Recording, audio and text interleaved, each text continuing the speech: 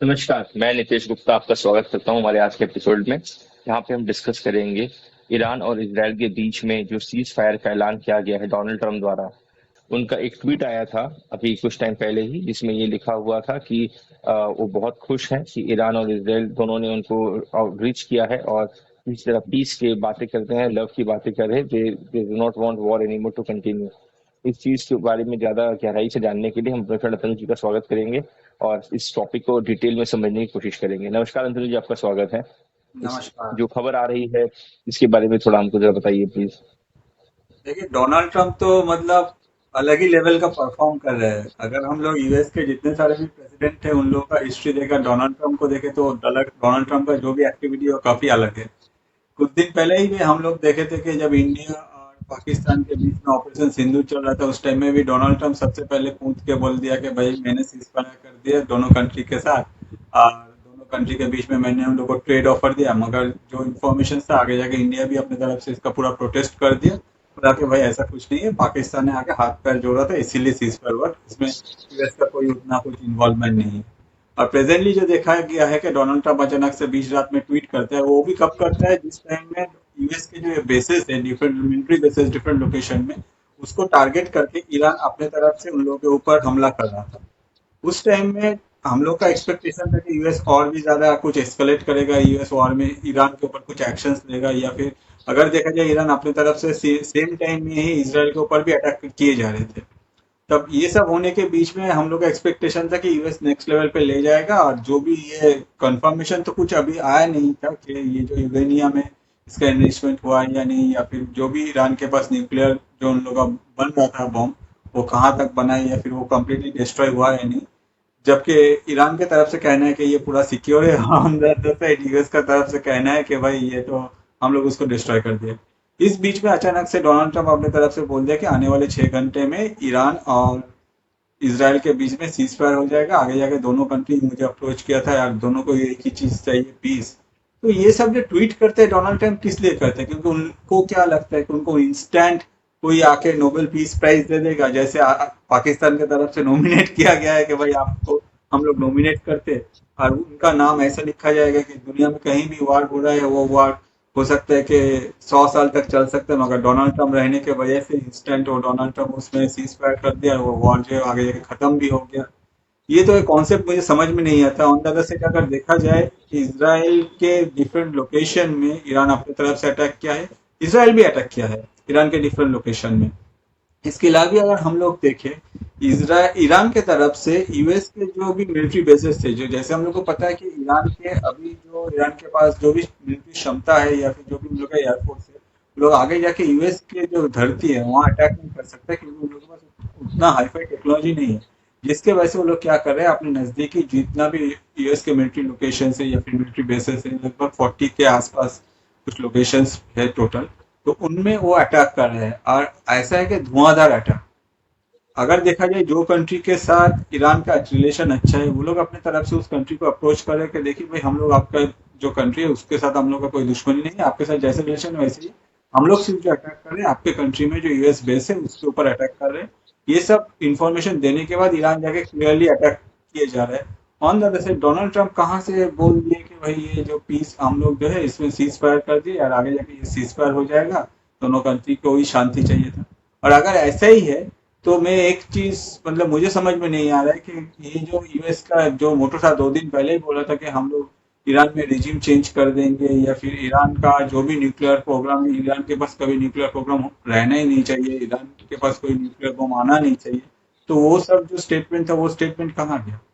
क्योंकि अभी तक कोई कंफर्मेशन नहीं है, कोई भी अपने तरफ से 100% नहीं बोल रहा है कि जो जितना सारा भी अटैक हुआ था उसमें ईरान का ये जो न्यूक्लियर प्रोग्राम है ये कम्प्लीटली एंड हो गया है और वो लोग अपनी तरफ से ये डेवलपमेंट नहीं कर सकते। ऑन द अदर साइड जो यूरेनियम का एनरिचमेंट था वो यूरेनियम कहाँ गया? क्योंकि हम लोग को जो पता है कि जो भी अटैक किया गया था, तो उसमें फोर्टू में जो अटैक किया गया था उसमें यूरेनियम का तो ऐसे कोई भी कुछ यूरेनियम के ऊपर अटैक नहीं हुआ जो भी दिख रहा है। थोड़ा बहुत अटैक हुआ था और वो भी ईरान का क्लेम था, जो भी अटैक हुआ था वो सिर्फ जो एंट्री पॉइंट है उस एंट्री पॉइंट का अटैक हुआ था। अब यूएस दूसरा क्लेम कर रहे हैं, चलिए ठीक है यूएस तो करेगा क्योंकि यूएस अपनी तरफ से अटैक किया है, मगर ये बात तो कंफर्म ही नहीं है कि उन लोगों का जो न्यूक्लियर प्रोग्राम है वो कम्प्लीटली डिस्ट्रॉय हो गया। हम लोग तो ये देख सकते हैं कि ये जो यूरेनियम का जो एनरिचमेंट कर दिया है, इसको लोग जैसे वो ट्रक का जो पिक्चर आया था सैटेलाइट से, जो ट्रक मूव कर रहे हैं, तो हो सकता है कि ईरान ने अपने तरफ से ये सारा यूरेनियम रिलोकेट करके दूसरे जगह में छुपा दिया है, और अभी के लिए ये टेम्पररी वो लोग अपनी तरफ से डेवलपमेंट नहीं कर रहे, और कुछ दिन बाद जाके यही सेम प्रॉब्लम फिर से रिपीट करे। और एंड में सफर जी कौन करेगा? एंड में सफर करेगा ऑब्वियसली इसराइल। उस टाइम में तो यूएस सफर नहीं करेगा, इसराइल को ये सफर करना पड़ेगा।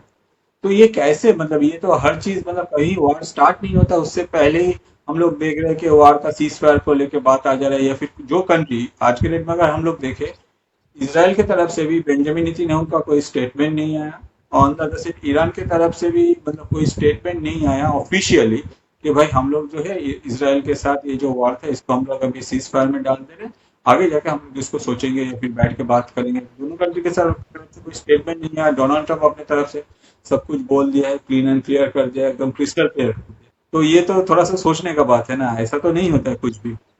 जी, लेकिन कहीं ना कहीं जो ट्रक्स की फोटो सर्कुलेट हुई है इंटरनेट पे, हो सकता है वो एआई जनरेटेड हो, या ईरान अपने खुद से ही उस ऐसे फोटोज को जनरेट कर रहा है लोगों के बीच में कैसा विश्वास दिलाने के लिए कि हमने 400 किलो यूरेनियम जो है उसको छुपा दिया है या हटा दिया है। बट एक्चुअली में हो सकता है कि वैसा कुछ ना हुआ हो, और यूएस ये बात जानता हो कि अब उनको किसी का खतरा नहीं है, बिकॉज उनके पास अब यूरेनियम है नहीं कि वो आगे किसी भी तरह न्यूक्लियर वो कर पाए। और इसराइल जो इतने सालों से बार बार एक ही चीज बोलते आ रहा था कि आज वो ईरान 2 हफ्ते दूर है, 2 महीने दूर है, 4 महीने दूर है, पिछले 25 सालों से वो यही बोलते आ रहा था कि Iran is almost on the verge of making nuclear bombs. तो अभी ईरान भी शांत हो, इसराइल भी शांत हो सकता है कि नहीं, जब उनके पास यूरेनियम है ही नहीं तो फिर अब किसी तरह का डर है नहीं, खतरा है ही नहीं उनको। ऑब्वियसली यही चीज तो कंफर्म करना है ना कि ये जो यूरेनियम का एनरिचमेंट हो रहा था, ये कहाँ गया है? क्या ये इसराइल, मतलब अभी भी ईरान के पास डिफरेंट लोकेशन में है, या फिर ये इसको खत्म कर दिया गया है? आगे अगर ये कंफर्मेशन आ बट जाता है कि यूरेनियम का जो भी एनरिचमेंट था वो खत्म कर दिया गया है, तब तो कोई प्रॉब्लम ही नहीं, इसराइल को भी कोई प्रॉब्लम नहीं है। इसराइल को जो मेन इशू था कि भाई ये जो न्यूक्लियर वार, जो भी वार का डेवलपमेंट हो रहा है, इसको रोकना है। मगर यूएस के तरफ से तो ऐसा कोई कंफर्मेशन आया नहीं है जिसमें यूएस कोई प्रूफ दे रहा है। ऑन द अदर साइड आप जो कह रहे हैं कि एआई जनरेटेड फोटो, ऑब्वियसली कोई भी फोटो भी एआई जनरेटेड हो सकता है।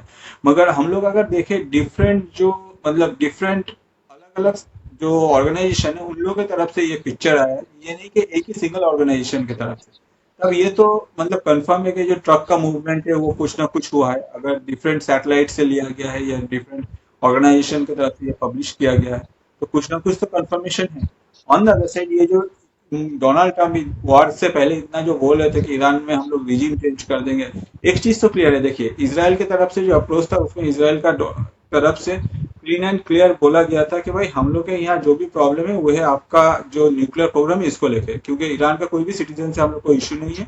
और जो न्यूक्लियर प्रोग्राम इसको आप कंटिन्यू मत कीजिए, इसको आगे मत ले जाइए, क्योंकि इससे हम लोग का एग्जिस्टेंस थ्रेट बनता है, इसीलिए हम लोग को इससे प्रॉब्लम है।